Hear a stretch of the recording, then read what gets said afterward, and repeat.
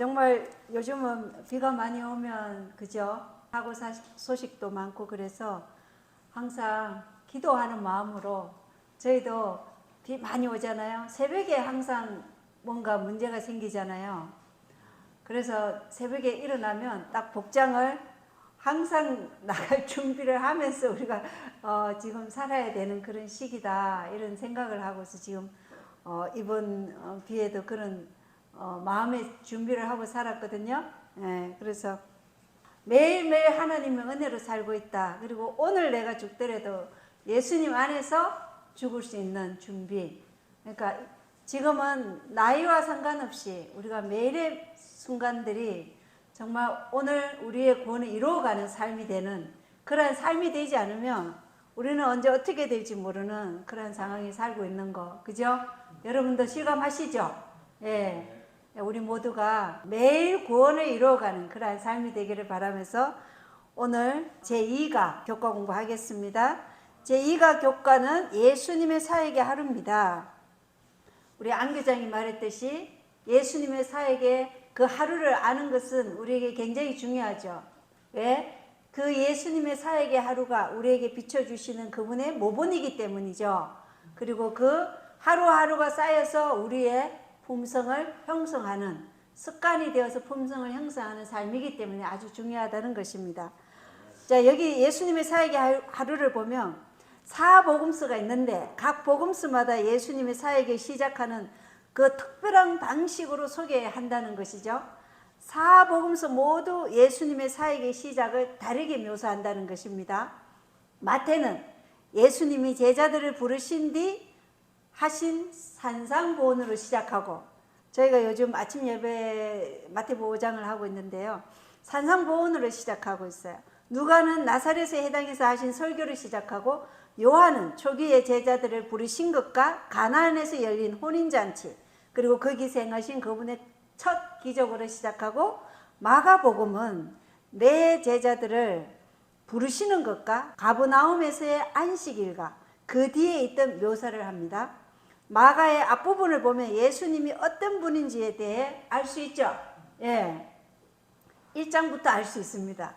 예수님께서 직접 하신 말씀을 인용한 것은 짧지만 제자들을 부르시고 악마에게 명령하시고 다른 지역들을 방문하기 위한 계획을 하시고 깨끗게 되기 위해서 제사장들에게 가서 보이라는 지시를 문둥병자에게 내리시죠.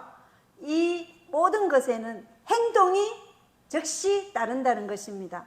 그래서 마가는 자신의 복음서를 이렇게 풀어나가고 있어요. 특별히 사람들을 치유하는 데 있어서 복음서를 쓴 이 마가는 즉시라는 단어를 굉장히 많이 씁니다. 제자들을 부르니까 제자들이 어떻게 했어요? 즉시 그물들을 버려두고 예수님을 따르고, 또 예수님의 명성이 즉시 갈릴리 온 지역에 퍼지고, 베드로의 장모의 손을 잡으니 즉시 그 열병이 떠나가고, 이러한 단어를 많이 사용한다는 것을 볼 때 그분의 말씀의 능력이 이 마가복음에 충만하고 섬김을 통해서 그분의 섬김의 그 능력이 또한 제자들이나 사람들에게 즉시 모든 것이 행동으로 일어난다는 것을 우리가 알 수 있죠. 그래서 우리가 마가복음을 볼 때 굉장히 진취적입니다. 행동이 바로바로 일어나요. 하나님께서는 이러한 마가복음을 통해서 우리도 예수님이 뭔가를 우리에게 제시했을 때 우리의 행동도 즉시 이렇게 응하기를 원하신다는 것입니다. 자, 일요일 소재 보겠습니다. 일요일 레슨의 제목은 나를 따라오라입니다. 마가복음 1장 16절에서 20절을 읽고 예수님께서 제자로 부르신 자들은 누구인가? 그리고 그들의 반응은 어땠는가라는 질문을 우리가 생각하면서 마가복음 1장 16절로 20절 읽어보겠습니다. 이제 그분께서 갈릴리 바닷가를 거니시다가 시몬과 그의 형제 안드레가 바다에 그물 던지는 것을 보시니 그들은 어부더라. 예수님께서 그들에게 이르시되 너희는 나를 따라오라. 내가 너희를 사람들을 낚는 어부가 되게 하리라 하시니 그들이고 자기들의 그물들을 버려두고 그분을 따르니라. 그분께서 거기서 조금 더 가시다가 세베대의 아들 야고보와 그의 형제 요한을 보시고 그들도 배에서 자기들의 그물들을 고치고 있으므로 곧 그들을 부르시니 그들이 자기들의 아버지 세베대를 품꾼들과 함께 배에 남겨두고 그분을 따라가니라. 이렇게 말하고 있습니다. 예수님께서 누구를 부르셨고 그들의 반응은 어땠는가? 그들은 곧 즉시 자기들의 모든 것, 가족, 아버지, 사업, 품꾼들을 남겨두고 예수님을 따랐다는 것입니다. 그리고 마가복음 1장 17절엔 예수님께서 나중에는 베드로라고 불리는 시몬과 안드레를 부르시는 말씀이 있어요. 두 남자는 갈릴리 바닷가에서 그물을 던지고 있었어요. 자신들의 지상 어부의 직업에 충실한 자였는데 예수님께서 그들을 완전히 다른 직업으로 부르신 거예요. 그죠? 그런데 그들이 이 직업에 대해서 훈련 받았나요? 전혀 받지 않았죠. 그냥 부르신 거예요. 자신을 따르라고 부르신 것입니다. 너희들이 나를 따르기 위해서는 학교에 가야 되고 교육을 받아야 한다고 말하지 않았죠. 즉시 따르라. 나를 따르라. 그것이 내가 너희들이 하기를 원하는 것이다. 그렇게 된다면 내가 너희들을 위해 무언가 할 것이다. 내가 너희를 사람을 낚는 어부로 만들 것이다. 이것이 그분이 그들을 부른 목적이었죠. 근데 여기 우리가 생각할 때 교육도 중요하고 학교도 중요하지만 가장 우리에게 중요한 것이 뭐라는 것이에요? 예수님이 우리의 삶과 마음에 역사하며 우리가 어떤 사람이 된다는 거예요?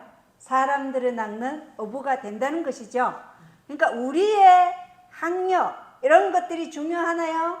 물론 중요할 수도 있지만 그보다 더 중요한 것은 예수님께서 우리에게 하실 수 있도록 우리 자신을 허락해 드리는 것, 그게 더 중요하죠. 그것이 제자로 부름받은 자의 첫 번째 마음 자세라고 할 수 있는 것입니다. 이것을 이해하는 것은 굉장히 중요해요. 왜냐? 우리의 마음과 생각이 세상으로 가득 차 있어서 그리스도의 가르침을 받을 수 없으며 예수께서 우리 안에서 역사하실 수 없죠. 예수께서는 우리가 겸손한 마음으로 그분이 가르치시는 모든 진리의 말씀을 겸허하게 받을 수 있는 그러한 자들을 선택한다는 것입니다. 이 사람들이 즉시 모든 것을 버리고 예수님을 따랐죠. 그죠? 성경에 보면 즉시 따랐다고 되어 있잖아요. 그죠? 그런데 어떻게 이들은 예수님이 부른다고 해서 즉시 따를 수 있을까요? 여러분은 만약 제가 어디로 가십시다 하면 즉시 따를 수 있나요? 어떻게 믿어요? 그죠? 여기에 중요한 포인트가 있을 수 있죠. 자, 요한복음 1장 35절로 42절을 보면 또 다음날 요한이 자기 제자들 중에 두 사람과 함께 서 있다가 예수님께서 거니시는 것을 보고 이르되 하나님의 어린 양을 보라. 어린 양을 보라 얘기했어요. 침례 요한은 그리스도를 앞서서 길을 예비하는 자죠. 메시아를 선포하도록 강야에 외치는 자였어요.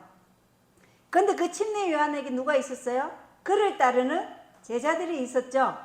그리고 그 제자들이 요한과 함께 있는데 요한이 뭐라 그랬어요? 예수님을 딱 보더니 하나님의 어린 양을 보라고 말한 거예요.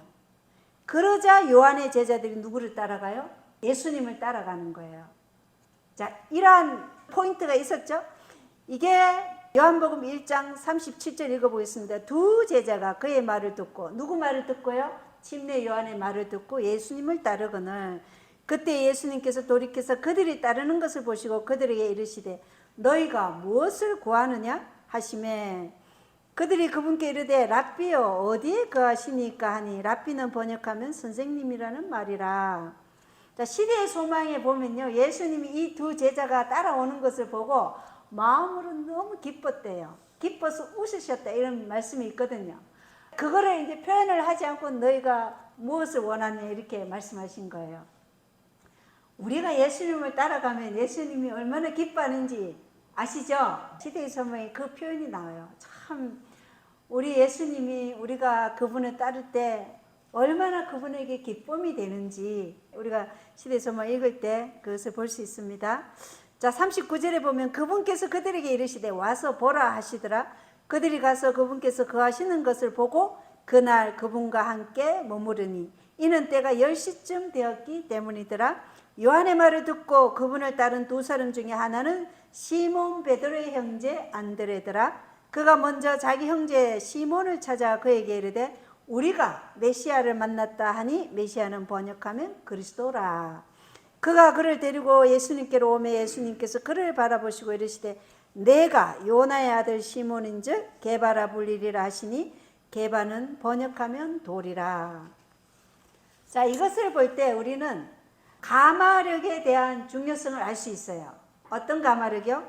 선한 가마력이겠죠. 가마력에는 악한 가마력도 선한 가마력도 있죠. 우리 한 사람 한 사람은 그 각 사람에게 선한 가마력을 끼칠 수도 있고 악한 가마력을 끼칠 수 있어요.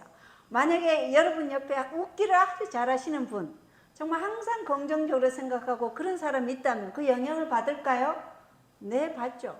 항상 예수 그리스도의 말씀만 하고 그분을 정말 간증하는 이런 말만 하는 사람 옆에 있으면 여러분 마음이 어떨까요? 그분을 정말 내가 직접 만나고 느낀 것 같은 그런 가마력을 받잖아요. 근데 항상 얼굴이 찡그리고 짜증내는 사람 옆에 있으면 그 가마도 받을까요? 안 받을까요? 네, 받아요. 그래서 하나님께서는 우리가 그런 가마력에 대한 것도 나중에 신문하셔요. 그것도 다 우리가 하나님 앞에 회개복을 해야 되는 것이에요. 그래서 우리가 선한 가마력이 얼마나 중요한지 여기에서 알 수 있는 거예요. 다른 이들에게 특정 방향으로 가마를 줄 수 있는 우리의 능력, 그것은 우리 안에 있는 게 아니죠. 우리 안에 계신 예수님이 그 가마를 끼치게 하시는 거죠. 시몬 베드로와 안드레는 친내 요한에게 가마를 받았어요. 그리고 그가 광야에서 외치는 자라는 그 이사야에서 예언의 그 사람이라는 걸 알고 있었는 거죠. 침례 요한이 이분이 하나님의 어린 양이다, 이분이 메시아다 라고 선포했을 때 침례 요한이 그들에게 끼친 가마력이 그들로 하여금 예수님을 따라가도록 한 거예요. 그죠? 만약 그런 가마력이 없었다면 어떻게 따라갈 수 있겠어요? 물론 그들이 예수님과 시간을 보낼수록 정말 이분이 특별하다는 것을 깨달았지만 이런 일을 복음서 전체에 우리는 보게 됩니다. 안드레가 누구를 불러왔어요? 베드로를 불러왔죠. 자기 형제. 예. 베드로는 안드레의 가마를 받고 그가 예수님에 대해 말하는 것을 듣고 예수님께 왔어요. 그죠? 예수님을 위한 친구 만들기의 중요성을 우리가 볼 수 있는 거예요. 저희 집에 동네 사시는 분이 오셨다가 함께 예수님 얘기를 했을 때 어머 나도 그 교회 가고 싶다 이렇게 해서 지금 교회에 나오시는 분도 있어요. 물론 아직까지는 이제 초신자지만 사람들과의 관계 그리고 이러한 가마력을 통해서 우리는 우리가 예수님께 받은 그 가마력을 이웃에게 나타낼 수 있다는 것입니다. 요한복음은 이 상황에 대해서 좀 더 자세하게 설명을 해요. 형제들은 침례 요한의 추종자들이었어요. 베드로, 안드레, 그리고 요한, 그리고 야고보 다 누구의 추종자예요? 침례 요한의 추종자였거든요. 그래서 그들이 세상 죄를 제거하시는 하나님의 어린 양이라는 선포를 들었을 때 예수님을 따른 거예요. 그리고 그들은 예수님을 만나서 시간을 보냈고 결과적으로 예수님을 받아들인 것이에요. 그래서 이러한 사역으로 부르심을 우리가 받았을 때 이게 어떤 모험 같은 것이 아니면은 확실한 증거 위에서 우리가 행동하는 거예요. 증거 위에서 행동하는 것이죠. 어떤 증거요? 성경의 말씀과 그리고 그 가마력을 끼친 그 사람의 삶과 은행을 통해서 우리는 가마력을 받는 것이에요. 요한복음 6장 44절에 보면 아버지께서 부르시지 않으면 아무도 누구에게로 올 자가 없다고요? 예수께로 올 자가 없다 그랬어요. 그래서 이것은 다 하나님 아버지께서 우리에게 예수께로 오게끔 인도하신다는 것을 우리가 알 수 있는 것이죠. 그래서 침례 요한과의 관계를 가지고 있던 그들이 예수님과의 관계를 가지는 것이라는 것을 알 수 있습니다. 그런데 마가복음에서는 이러한 세부사항을 찾아볼 수 없기 때문에 우리에게 이 세부사항의 더 큰 그러한 말씀의 그것을 채워주는 게 다른 복음서죠. 마태, 누가, 요한복음. 여기에서 이 가마력이 어떻게 되었는지 세부사항을 우리가 요한복음에서 읽었죠.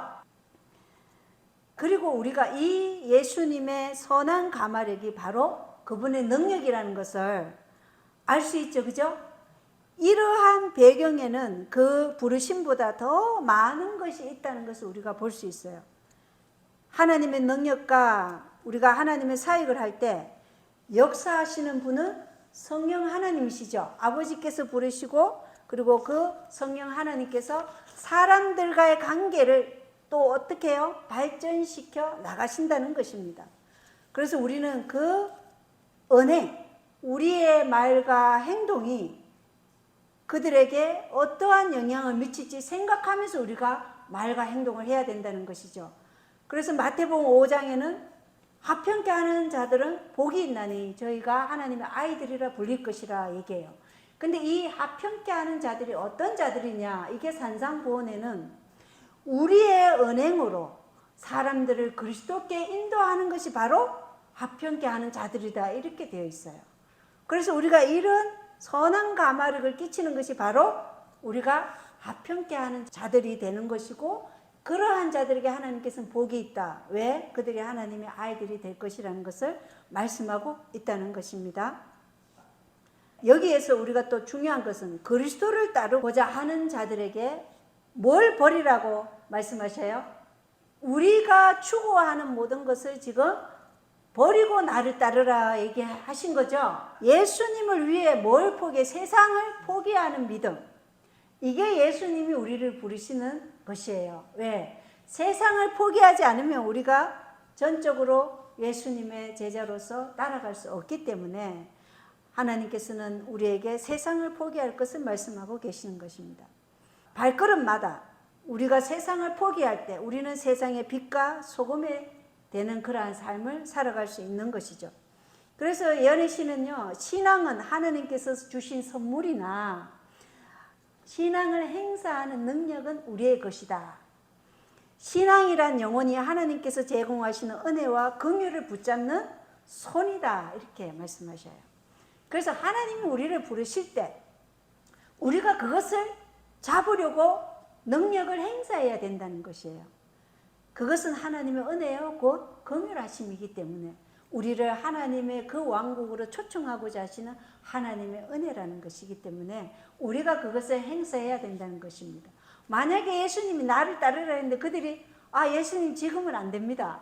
지금은 내가 아버지하고 이 일을 해야 되고 지금 나의 계획은 이런데 내가 할 수 없어요. 이렇게 했다면 그들이 제자가 되었을까요? 네, 영원히 잃어버림 받을 수도 있죠. 다음에 그러한 기회가 없었다면. 그렇기 때문에 우리는 즉시 그 말씀에 따라서 행동하는 것 참 중요하다고 생각합니다. 자, 월요일 소재입니다. 월요일 레슨은 잊지 못할 안식일. 마가복음 1장 21절로 28절입니다. 그들이 가버나움에 들어가니라 즉시 안식일에 그분께서 해당에 들어가 가르치심에 그들이 그분의 가르침에 깜짝 놀라니 이는 그분께서 권위를 가진 자로서 그들을 가르치시고 서기관들같이 하지 아니하셨기 때문이더라. 그들의 해당에 부정한 영이 들린 사람이 있었는데 그가 소리를 지르며 이르되 나사렛 예수님이여 우리를 홀로 두소서 우리가 당신과 무슨 상관이 있나이까? 우리를 멸하러 오셨나이까? 나는 당신이 누구신 줄 아노니 하나님의 거룩하신 이시니이다 하며 예수님께서 그를 꾸짖어 이르시되 잠잠하고 그에게서 나오라 하시니 그 부정한 영이 그 사람을 쥐어뜯고 큰 소리를 지르며 그에게서 나오므로 그들이 다 심히 놀라며 자기들끼리 물어 이르되 이것이 무슨 일이냐? 이것이 무슨 새로운 가르침이냐? 그가 권위를 가지고 부정한 영들에게 명령하니 그들조차 그에게 순종하는도다 하더라. 그분의 명성이 즉시 갈릴리 주변 온 지역에 널리 퍼지니라. 자, 여기에서 예수님께서는 침례 받으시고 시험 받으시고 승리하시고 그분께서 훈련하신 제자들을 부르시고 그 다음에 사역을 시작하신 것을 알 수 있죠. 멍하니 서서 지시를 기다리지 않고 신청서를 넣거나 어떤 위원회를 만들거나 그러지 않고 물론 거룩한 인도를 받는 위원회는 필요하지만 예수께서는 바로 사역을 시작하셨다는 것입니다. 원수들과 싸우시고 부정한 영들을 내쫓으셨어요. 그죠? 마가복음 1장 25절에서는 부정한 영을 꾸짖으시는데 그 꾸짖음은 유다서 9절에 보면 대천사 미가 예수님이 죽은 모세를 다시 살리실 때 사단을 꾸짖으신 것과 같은 꾸짖으심이라는 것입니다. 예수님을 사탄을 꾸짖으시고 부정한 영이 들린 사람에게 생명을 주시는데, 마가복음에서 우리가 보는 것은 이 유다서에서 대천사 미가엘이 사단을 꾸짖으신 것과 동일하다는 것을 알 수 있어요. 그래서 예수님은 고통받는 사람에게 새롭게 된 생명을 주는 것입니다. 이것이 복된 소식일까요? 아멘이죠. 예. 예수님께서 사단보다 더 강력하시다는 것을 우리에게 알려주시는 것이에요. 또 여기에 관해서 우리가 알아야 할 것은 이 일이 일어난 장소예요. 어디에서 일어났어요? 어디에서 일어났어요? 회당에서 일어났어요. 예. 이것이 사탄이 교회 안으로 정신을 예수님으로부터 돌리는 방해물을 가져오려고 한다는 것입니다. 교회 안에서, 예배당에서. 이것은 사탄이 사람들을 가르치고 계시고 그들에게 필요한 것이 무엇인지 그들에게 말해주고 있을 때 사단이 이 일을 하고 있다는 것입니다.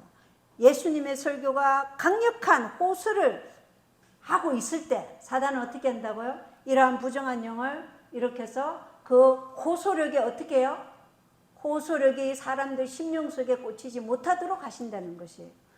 우리도 그런 일이 일어날까요? 네, 지금도 일어나요. 강력한 설교에 호소를 하는데 핸드폰이 울린다든가 아니면은 그 말씀을 못 들은 그 염려, 걱정, 근심이 내 생각을 쫙 오면은 그 말씀이 뭐예요? 내 마음에 새겨지지 못하게 하는 거예요. 이러한 일들이 일어난다는 것입니다. 그리고 형제와 화해하지 않은 것들이 생각난다든가 아니면 형제를 미워하는 생각이 난다든가 아니면 설교하는 저 사람의 옷차림이 마음에 안 든다든가 이러한 생각들이 사단이 우리에게 하나님의 강력한 그 호소를 방해하는 방해물로 제시한다는 거예요. 그래서 우리가 이 예배당에 올 때 어떻게 해야 돼요? 천사들이 우리를 보호하도록 기도하고 들어와야 된다는 것이에요. 그래야 성령께서 하나님의 말씀을 선포할 때 그 말씀이 우리에게 감화력을 끼치게 하신다는 거예요. 그래서 말씀이 전해지더라도 성령이 역사하지 않으면 반수기에 떼어질 영혼이 한 사람도 없다. 그렇게 우리가 배웠었죠. 그래서 항상 우리가 이 예배당에 올 때 원수는 항상 이러한 말씀을 들을 때 우리를 해방하려고 해요.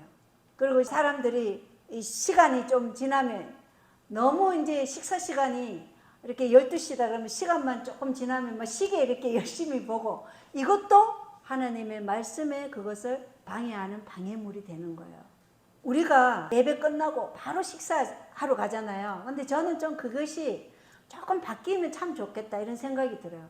예배 끝나고 그 말씀에 대한 은혜를 함께 나누고 기도하는 시간 그거 가지고 우리가 식사하면 얼마나 좋을까. 여러분 생각은 어떠세요? 저는 그것을 계속 생각하고 있었거든요. 왜냐하면 교회당 예배에 와가지고 한 번도 예수님께 개인적으로 기도하지 않는 분들도 계시단 말이에요. 그죠?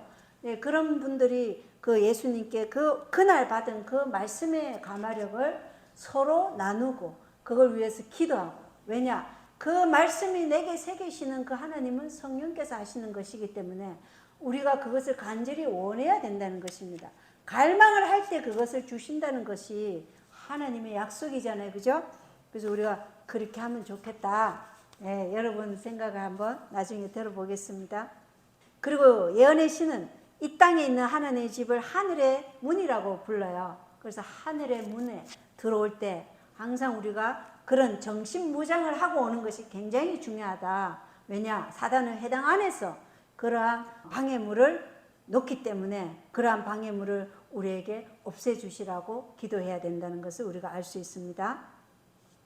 자, 그리고 이 불의는요, 이 악마, 귀신에게 이 막이 들린 자, 이러한 자들을 볼 때 우리는 그들에게 어떤 마음을 가져야 하는지도 우리가 배울 수 있죠. 그도 예수님이 그가 어머니 태에 있기 전에 너를 알았다라고 하는 그 한 사람이죠.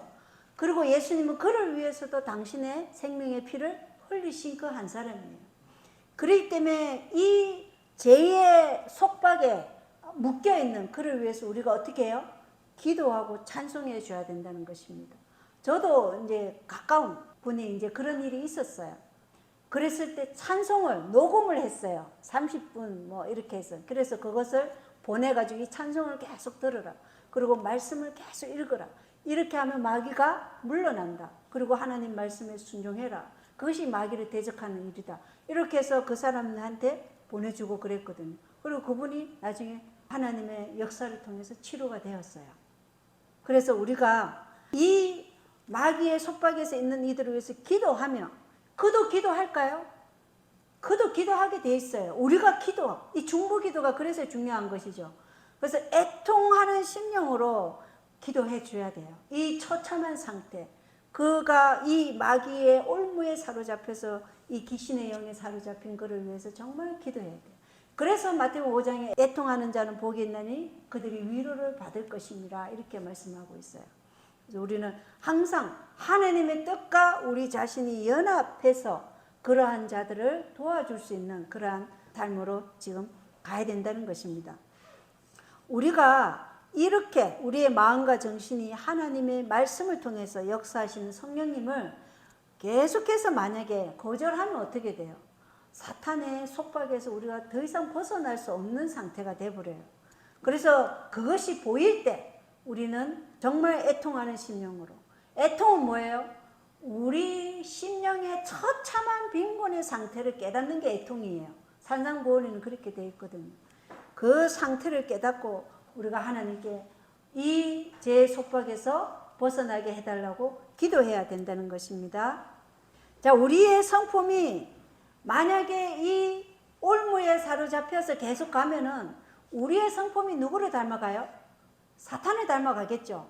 그래서 이 귀신 들린 사람도 자기의 성품이 이렇게 되도록 뭘 허락해 드린 거예요? 뭘 허락한 거예요? 하나님의 성령의 감동이 아니라 마귀의 그 영에 자기 자신을 허락한 거예요. 그 결과가 이렇게 되었어요. 그죠? 그랬을 때 우리는 그를 위해서 기도해주고 그가 그 올무에서 벗어나도록 해야 된다. 이것이 우리가 이 마가복음 1장에서 또 볼 수 있는 것이죠. 우리의 삶은 다 점진적인 과정이에요. 하루아침에 우리가 마귀의 올무에 사로잡히고 아니면 하나님의 종으로서 살아갈 수 있는 게 아니죠. 점진적인 것이에요. 하나의 생각, 하나의 선택, 또 하나의 사건으로 그 순간이 일어나는 것이 아니라 하나님의 뜻에 조화롭지 않게 삶으로 인해서 그 결과물이 바로 이러한 일이라는 것이에요. 마귀 올무에 사로잡히는 것. 그래서 죄를 위해 살게 되면 반드시 죄의 결과가 우리에게 일어난다는 것을 알 수 있죠.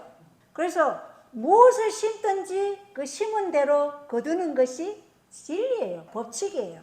그래서 우리가 하나님께로부터 일어나고 있는 이 성령의 감화에 의해서 계속해서 의를 심고 의를 위해 살면 나중에 의가 드러나게 돼 있죠. 포도 껍질을 누르면 뭐가 나와요?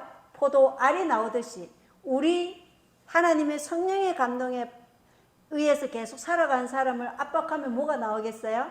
예수 그리스도가 나타난다는 것입니다. 그것이 우리의 삶이 되어야 된다는 것이죠. 그러나 우리가 죄를 위해서 살면 우리의 품성이 누구를 닮겠어요? 마귀를 닮게 돼 있겠죠. 그래서 압박하면 마귀가 그 안에서 나온다는 것입니다. 참 중요합니다. 그런데 여기 보면 그 사람이 뭘 일으켰어요? 소리 지르고 마귀가 그를 찢어 놓았다 그랬죠. 뭐가 일어나요? 우리가 이렇게 보면 경기 같은 게 일어나는 거예요. 이게 사탄의 영향력이에요. 사탄은 우리를 놓아주기를 원할까요? 절대 아닙니다. 사탄은 우리를 붙들어서 자기의 속박에서 절대로 벗어나지 못하게 하는 게 사탄의 목적이에요. 그래서 그가 멸망당하도록 하는 것이 사탄의 목적이기 때문에 절대로 우리를 아무런 소란 없이 그렇게 벗어나게 한다는 것이 아니라는 것을 우리가 알 수 있어요. 그는 우리를 놓아주고 싶어 하지 않기 때문에. 그래서 우리는 뭐 해야 돼요? 온전히 우리 자신을 예수께 드려야 돼요. 온전히예요.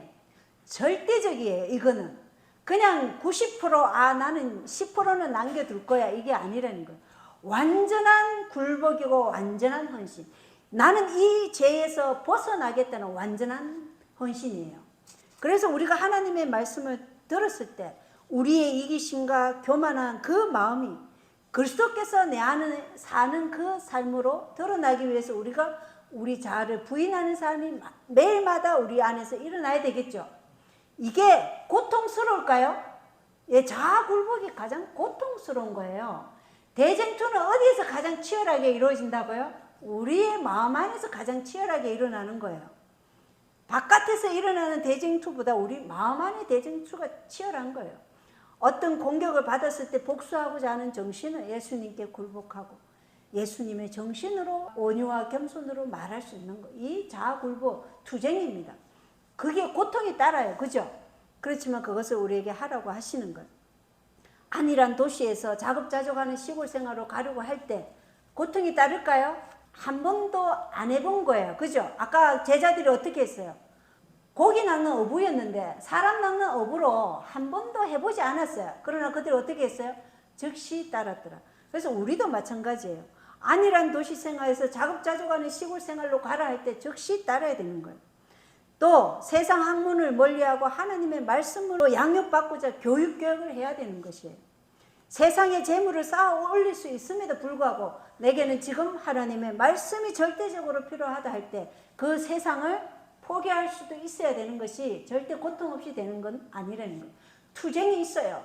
개인의 투쟁과 가족 안에서 투쟁이 있지만 이것은 가정의 일부예요. 우리가 주님 안에서 영원한 생명을 얻기 위한 가정의 일부이고, 그렇지만 이것은 바로 거룩한 수술이라는 거예요. 잘못되면 우리가 뭐 해야 돼요? 수술해야 되잖아요. 거룩한 수술이 우리 마음 안에서 일어나야 된다는 것입니다. 그렇게 될 때 우리는 하나님의 백성이 되는 것이죠. 사람을 낚는 어부가 될 수 있다는 것입니다. 자, 그리고 예수님은 의로 선교사의 모본을 보여주셨죠. 예수님은 말씀으로 그들을 치료하고 영적인 세계에서 그들을 치유하시는 것을 우리에게 보여주셨어요. 모든 사람이 이 일을 할 수 있죠. 우리가 받은 건강 기별을 가지고 우리는 모든 사람에게 이 치유의 기별을 나눌 수 있어요. 어떤 사람이 저희 이제 지역에 잇몸에 계속 피가 난대요. 그래서 제가 숟가루를 한번 이거를 계속 먹어봐라. 하루에 2번 내지 3번. 그러나 공복에 숟가루를 먹고 나서는 2시간 동안 아무것도 먹으면 안 되고, 또 숟가루를 먹기 위해서는 식사 시간이 그 전에 한 3시간 전에 이루어져야 된다. 이걸 지키면서 반드시 먹어라. 하루에 3번 내지 2번은 꼭 먹어라. 이렇게 했더니 그 사람이 잇몸에 피가 더 이상 안 난다고 그래요. 너무 고맙다고 얘기해요. 이러한 것들이 우리가 사는 환경에서 우리가 선교 사업을 할 수 있다는 거예요. 의료 선교 사업을. 자, 화요일 레슨은 이어진 안식일의 사역이다. 자, 월요일 날 받던 안식일과 같은 날이지만 이제 오후 시간으로 접어들었어요.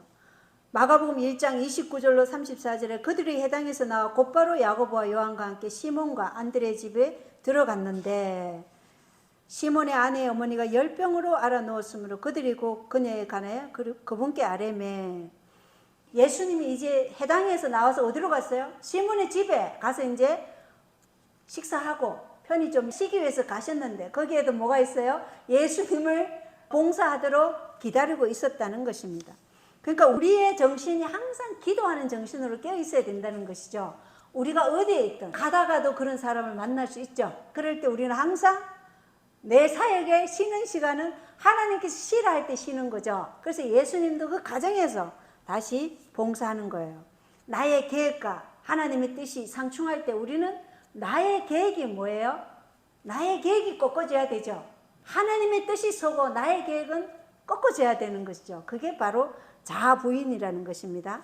그럴 때 하나님이 우리 마음 가운데서 역사하셔요. 그리고 우리의 품성이 개발이 되고 변화되는 것이에요. 그리스도를 닮아간다는 것입니다. 자, 그리고 여기 보면 베드로의 장모가 아팠어요. 그런데 그 베드로의 장모도 어떻게 했어요? 치유되자마자 어떻게 했어요? 바로 섬기는 일을 했다는 것이에요. 예수님의 섬김을 받은 자들은 그 섬김을 받음으로 감사함으로 또 자신도 누구를 섬겨요? 예, 하나님의 종들을 섬기는 일을 한다는 것입니다. 중요하죠. 예, 우리가 다른 사람을 위해 살지 않으면 우리 자신은 자신을 위해서 사는 자들은요, 자기 사랑의 법칙은 자기 멸망의 법칙이에요. 이건 진리예요. 그러나 자기 희생의 법칙은 자기 보존의 법칙인 것입니다. 자기를 위해 사는 자는 멸망하고 남을 위해서 사는 자는 보존된다는 것이 하나님의 백성으로 이것을 알 수 있습니다. 그리고 여기 우리가 볼 수 있는 성경절이 요한일서 1장 1절로 3절입니다.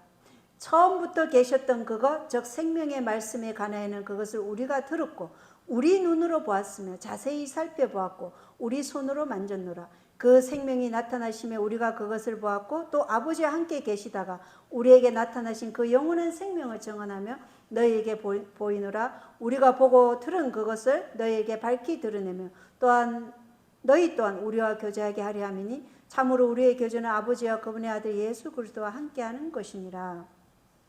요한은 자신이 예수님과 함께 걸었고 또 살아봤고 또 예수님을 경험했다.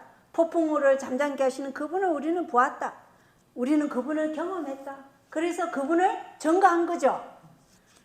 이게 뭐라고요? 이게 전도예요. 그죠?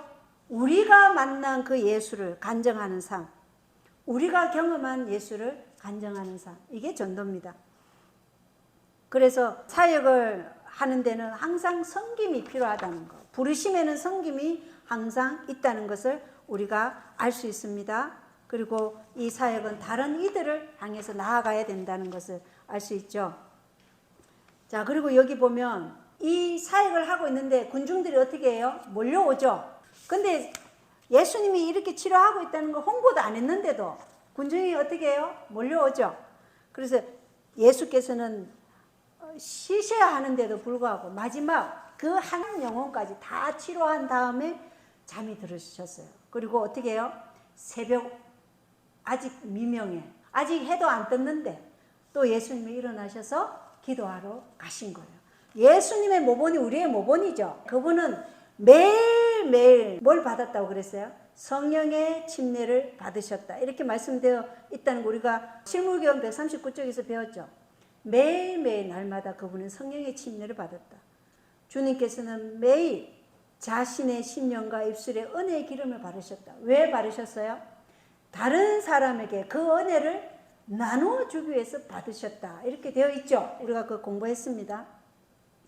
자, 그래서 그분은 이사야 50장 4절에 주 여호와께서 학자의 혀를 내게 주사 나로 곰핍한 자를 말로 어떻게 도와줄 줄 알게 하시고 아침마다 깨우치시되 나의 길을 깨우치사 학자같이 알아듣게 하시는도다. 그래서 우리가 새벽에 일어나서 기도해야 되죠. 기도하시죠. 아침에 골방에서 엄밀한 기도를 하지 않으면 영적 생명이 끊어졌다는 것을 우리가 배웠죠. 그죠? 골방에서 엄밀한 기도, 이 공중 기도가 아니라 가족 예배당에서 기도가 아니라 골방에서, 그걸 하더라도 골방에서 기도, 이 은밀한 기도가 없으면 우리의 영적 생명은 죽은 것이에요. 그래서 우리도 학자의 혀를 주사 우리가 곰핍한 자를 도울 수 있도록 해달라고 예수께 기도해야 된다는 것입니다. 기도하고 계시죠? 아멘. 네, 아멘입니다. 자, 수요일 레슨입니다. 예수님의 사역의 비밀입니다. 마가복음 1장 35절. 새벽에 아직 날이 밝기 훨씬 전에 그분께서 일어나 나가서 외진 곳으로 떠나 거기서 기도하시더라. 가장 중요한 것이 아버지와 독대하는 예수님을 볼 수 있죠. 그죠? 그래서 우리도 어떻게 해야 돼요? 청년에게 보낸 기별에 보면 249쪽에 기도는 영혼의 호흡이며 영적 힘을 얻는 비결이다. 다른 어떠한 은사도 기도를 대신하지 못하며 영혼의 건강을 유지하게 하지 못한다. 기도가 얼마나 중요한지 아시겠죠? 그래서 오늘 나의 생애라는 그 예언의 신 15쪽에 보면 아침에 영혼의 첫 호흡을 예수님의 임재를 위한 것이어야 한다.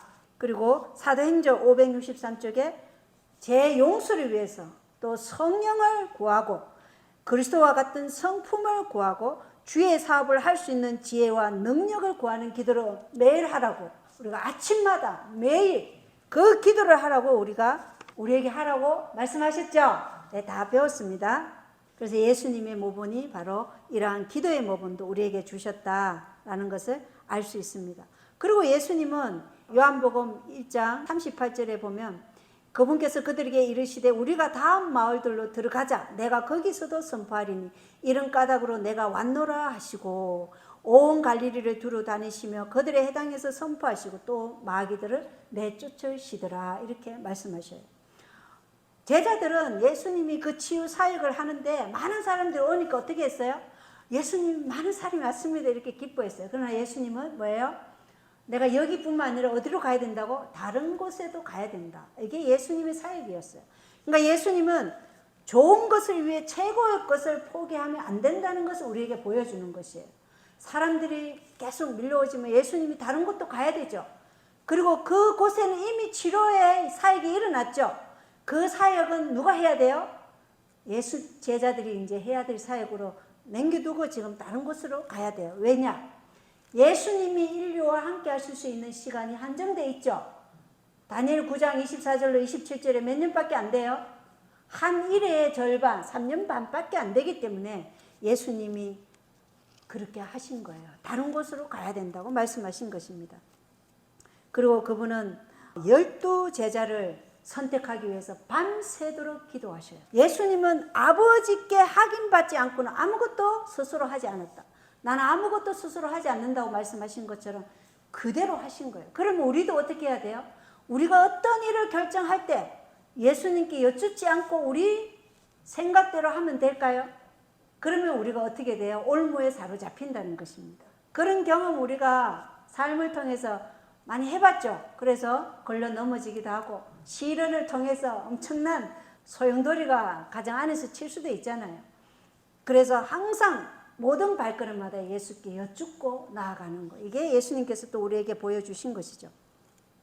어떻게 여쭤야 돼요? 우리는 성경과 예언의 신으로.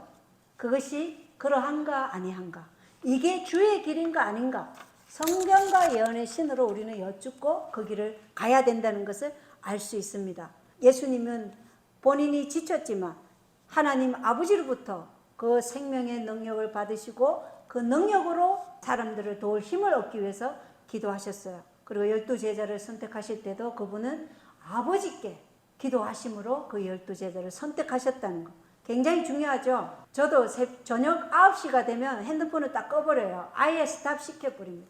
저녁 9시 이후로는 전화 꺼버리거든요. 그리고 새벽 3시에 일어나서 말씀 볼 때 핸드폰 되도록이면 안 켜려고 그래요. 비가 많이 와가지고 이제 날씨 이러한 것들이 필요하면 모를까 핸드폰을 안 꺼요. 왜냐하면 이 핸드폰이 우리의 정신을요 말씀에 집중하지 못하도록 방해하는 아주 큰 요소예요. 그래서 필요하지만 이 필요한 것이 오히려 우리의 영적인 진보의 길에 걸림돌이 될 수 있기 때문에 여러분 핸드폰도 절제해야 됩니다. 그죠?